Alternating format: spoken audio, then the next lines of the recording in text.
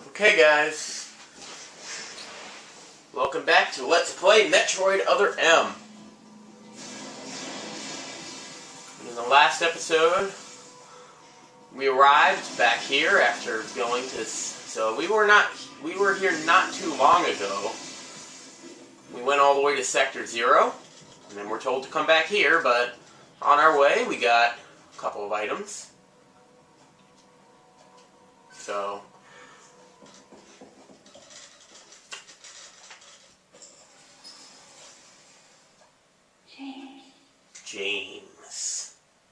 James Pierce is dead. And he was killed violently. So the game never actually tells you this, but James Pierce is the deleter. And I can tell you now because, well, it's obvious if you just think about it. Lyle and Maurice could not have been the deleter because they were both killed by the deleter. Adam wasn't the deleter because I don't really know exactly why Adam wasn't. Anthony wasn't the deleter because, first of all, the deleter didn't have the huge thing on his back, so just by physical appearance, you knew it wasn't Anthony. And so that leaves either KG or James that had to die in the fire. And since James is now dead here, we know that it was him, and it wasn't him that died in the fire. You got a little missile tank right here. And something else that supports this argument is the fact that the entire research center blew up, and who was fixing the computer? James. So it's not that hard to figure out. But James is now dead, so the mission of deleting all of the evidence and killing everyone who knows about it was apparently too big for even him. So we're the only one that's left.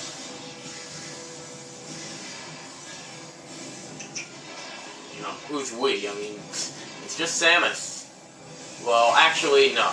We don't know what happened to Madeline yet. And actually, Madeline is a character in the character thing, but we haven't really done much with it yet.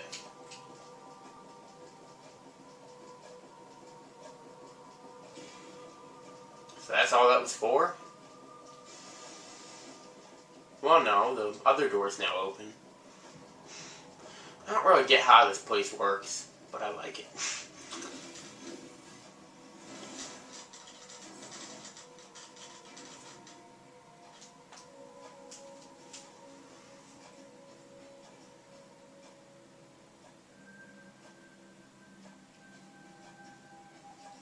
So now we're going somewhere we didn't go before, I think. Unless we did. No, we didn't go here before. Funny thing about this place is that after you, even though this is like the final area, after you do everything here, you can go in these rooms, and there are actually items here. And they're really well hidden. And it just goes with the themes of the game. It really just goes with the theme of the game.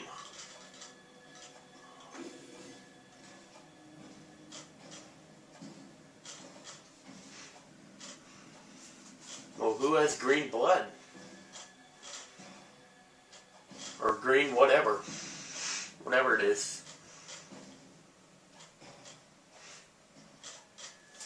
We came here to defeat Ridley, but...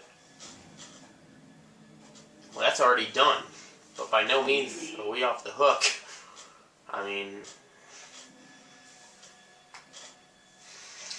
although, if James and Ridley killed each other, doesn't that pretty much leave nothing to do for us? But they weren't in the same room. There must be something else. But if James and Ridley did kill each other, I don't think it was James, though, that was, coming in with the pounding footsteps.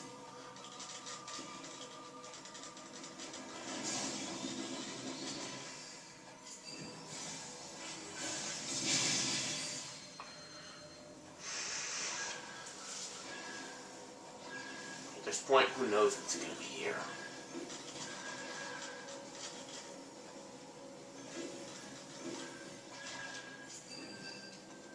Oh, hey, guess what we get to use again? Our seeker missile. That's nice. Oh, really? Now we gotta stand back a little bit.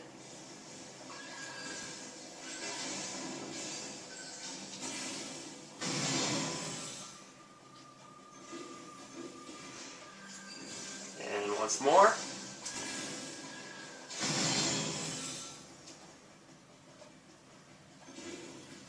And this twisted, long hallway.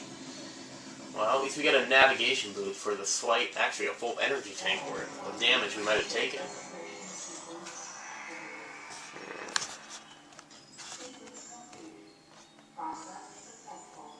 And by the way, I know this isn't really the time or the place for it, but I apologize if my Wii remote is making like any clicking sounds.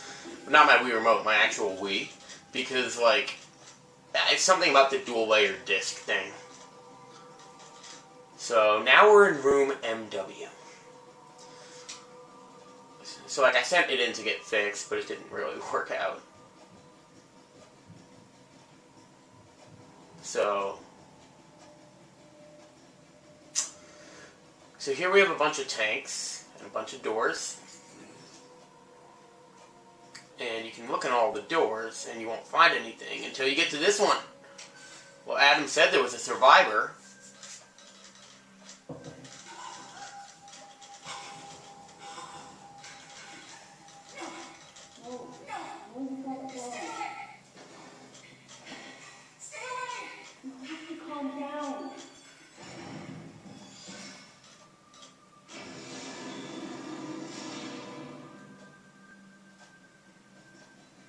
Well, she's pretty much opened the door to tell us to go away. Well, thanks, I guess. We'll get back to her, because for now...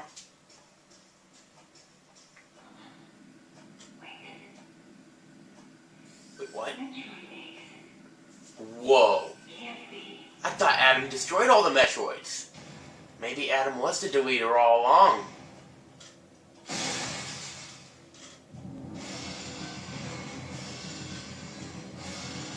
Well, so this is what killed James, not Ridley. This is actually what killed James and Ridley.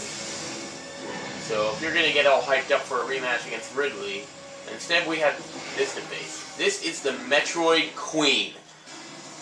By far the hardest boss in the game. Like, there's a couple of bosses in this game that can give you trouble, but this boss is by far the hardest boss in the game. And the only reason for that is because of the Metroids. You can't hurt this boss at all until you kill every one of the Metroids. This is the very first time in the game that we've seen Metroids.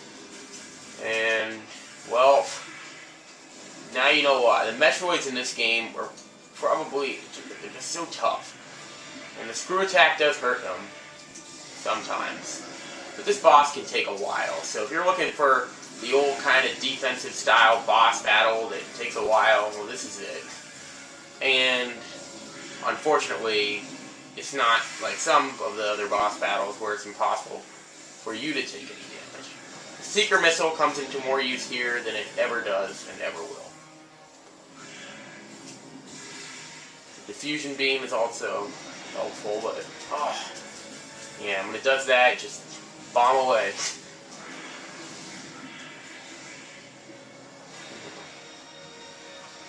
Now the best thing to do, you might be wondering if it's even possible to concentrate. Well, it is, because you can kind of trick them, like by going to the back of it.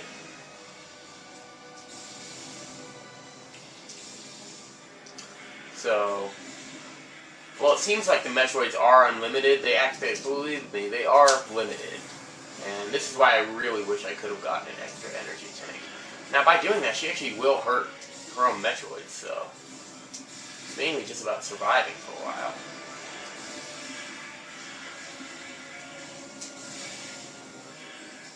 Yeah, missile, free shot and missiles is always the best thing to do against Metroids, but...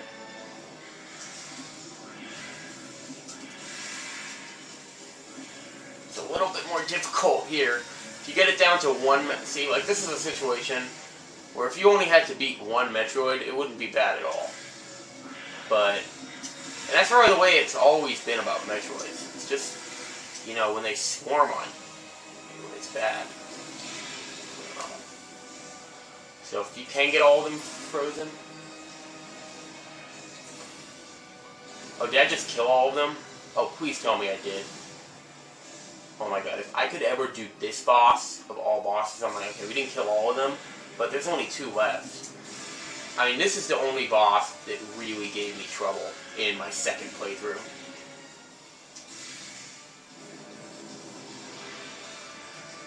Oh my god, we only have one more. Don't even think about starting to celebrate. I mean, the Queen herself is not as hard as the Metroids, but just the Metroids themselves, I mean, if you count this as a boss, I mean, because it's part of the boss battle, it's by far the hardest one in the game. And, wow. So once you do that, Queenie here gets pretty angry. And also exposes a weak point. And a new attack.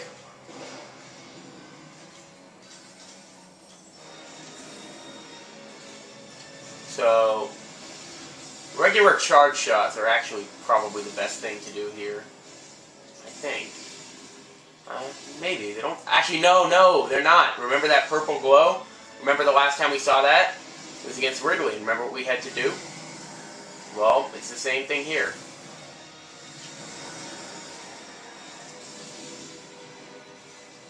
So, yeah. So, this boss is... So once you get past the Metroids, I mean, look at this. This is actually nothing. We're actually out of missiles, but... I am shocked that I just beat that on my first try. Well, not really.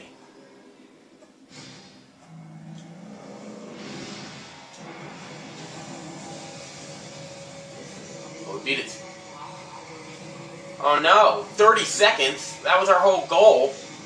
We didn't even have to fight Ridley, but we still couldn't do it.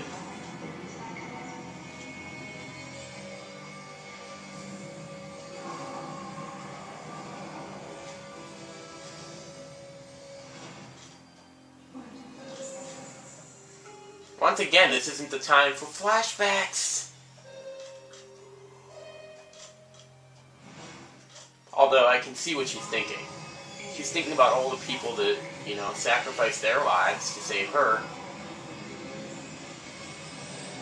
Not sacrifice. In Anthony's case, he pretty much risked his life. So if she doesn't get out of here alive and save this whole thing, and save these people from taking over the world, then...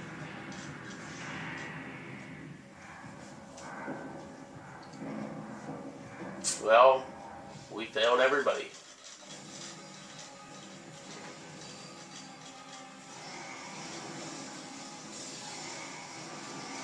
So at this point, we actually can't move at all. And, oh, shoot. Okay, now this is the one thing in the game that I think is really stupid. They just expect you to think. They just expect you to know that, oh, now you can use your power bomb. And that's how you beat this thing. It's a bit anticlimactic, too, but... well, it gets the job done. The only thing that makes that better is that if you do die, it starts you right back in the stomach. So, you figure it out eventually. But still, the fact that the game expects you to know right then that you're supposed to use your power bomb, I don't know about that. I can't believe that I just beat the Metroid Queen on my first try. The hardest boss in the game by far. And this is not an extremely difficult boss. That's got to become my stupidest thing ever. But, I'll explain it later. But, like, I died once against... I mean, overall, I didn't die that many times. I had the one stretch in early Sector 3 where I died a lot. Oh no, what does this remind you of? Reminds me of the Sacred Grove. But, well, they do well to block some of the waves. It is really cool after you're done with this place to come back and explore it. And there are, like, even items to get, like I said. Now I'm gonna shut up and let this cutscene play. Don't come any closer! Stay away from me!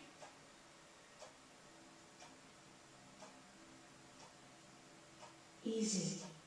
I won't come any closer until you say so. My name is Samus. I'm an independent bounty hunter. I know the situation here and I know how you must feel. I'm here to secure your safety.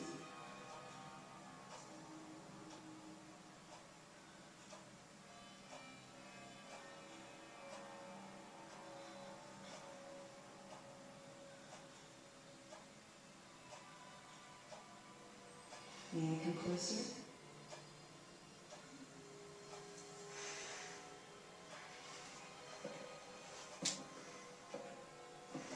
What's your role at this facility? I'm responsible for all operations. My name is Madeline Bergman. Wait a minute. I met another woman who called herself Madeline Bergman. What's going on here?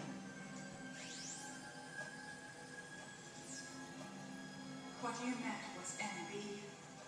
She's an android. She was created with the intellectual data of Mother Brain and consequently developed Mother Brain's consciousness as well. What? Boom. Wow. The Federation's foolish plan. Mother Brain's rampage. Everything that happened here was just as Madeline, or rather MB, had told me. The person who sabotaged the system to stop MB's rampage and sent out a distress call had to be the person standing before me. It had to be Madeline Bergman. MB was the artificial intelligence originally developed to regenerate and control space pirate special forces. Because we wanted to control these special forces through telepathy, we were forced to model its infrastructure after Mother Brain. At that time, MB didn't have a human form. Before long, we started to see the viability of creating Metroid clones. Once we did, MB started to take on her current shape. But why? Because we needed the first Metroid hatchling to recognize MB as its mother. She had to take on the form of a living thing. With that as our theoretical basis, we were able to create the ideal relationship with the Metroid. One that wasn't based on dominance or control. I remember the baby hatching before my eyes. When it attacked Mother Brain in order to save me, that was the result of the kind of ideal relationship they were trying to develop with MB. They found the perfect means of control and started propagating Metroids in Sector 0. At the same time, they were conducting genetic manipulation experiments to create unfeasible Metroids. Apparently, the Queen I met earlier was the first of these propagated Metroids to mature. They wanted to preserve her as a control specimen, so they had left her genes unaltered. I think we altered her genes just about now. The fact that she'd grown into a queen was something not even Madeline and her team could have predicted. Only special infants had the genetic coding to become queens. Once our MB was in a human form, she excelled. As an interface between us and them, her skills with personal interaction humanized her to a great extent.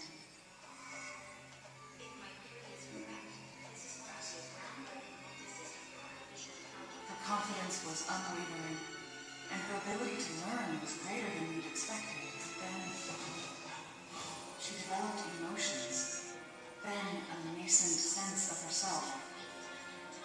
She began asserting her own thoughts and her opinions began to contradict ours.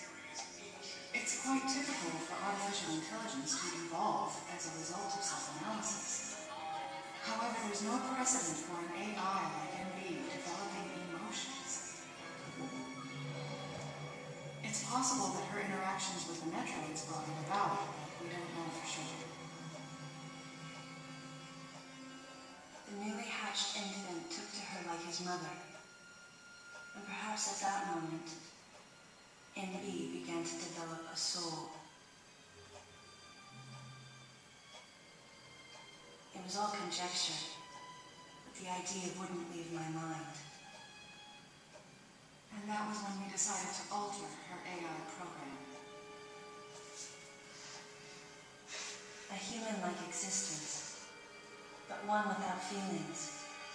To make NB less than human, the researchers had to deny her that consciousness. I knew this, but in my heart, I felt sympathy for NB.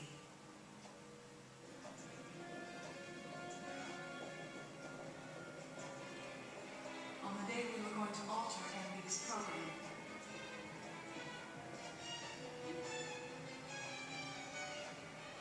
right before my eyes,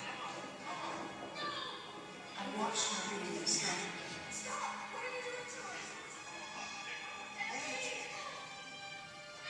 She reached out to me and asked me for help, but there was nothing I could do.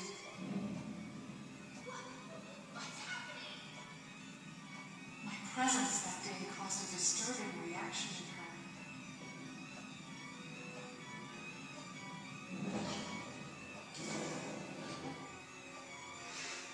She was fixated on me.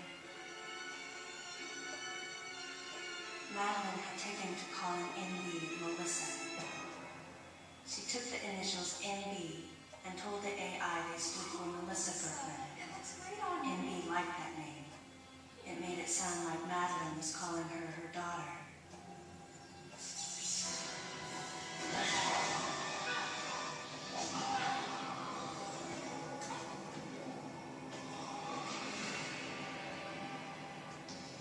Once she felt abandoned and hunted by that same Madeline, NB telepathically commanded the special forces to revolt. The facility fell into complete chaos and suffered widespread damage.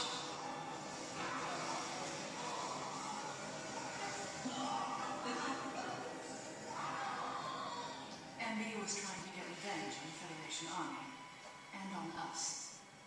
It's possible all humans have become the target of her hatred. With the space pirates under her control, she was able to propagate the Metroids in Sector Zero, even creating a Queen Metroid. She was well armed and planning her attack on the Galactic Federation. But Adam and I crushed her plan completely. And now, who could guess where she was and what she planned next? She's backed into a corner. And her hatred is entirely focused on you and me right now. And me!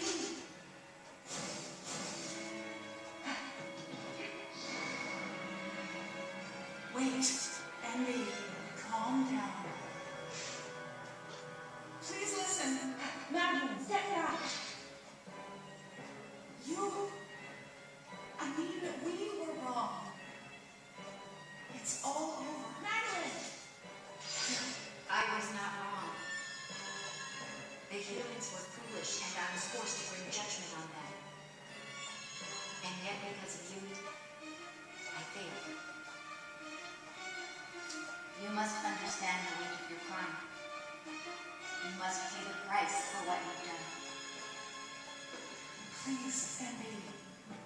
We have to get past this. No. You will all be judged. It's okay now. I will never fail you again. I promise.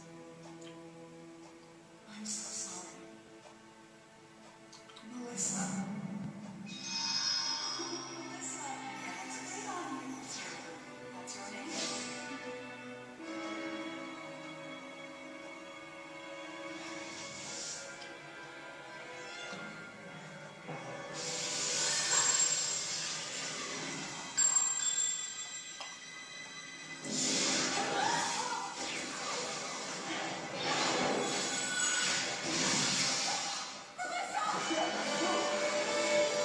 Where did these guys come from? Well, of course, we were actually in a collision with the Galactic Federation ship. So you got more soldiers here.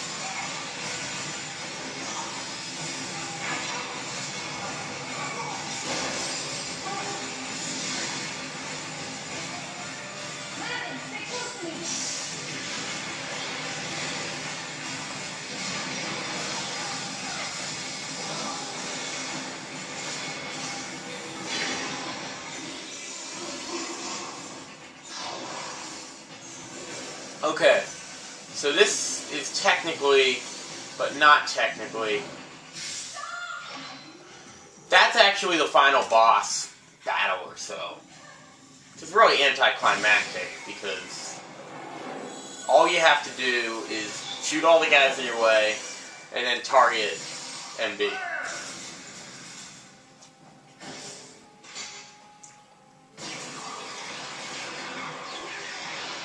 And because this video is a little long, I'm going to stop it now and immediately start the next one.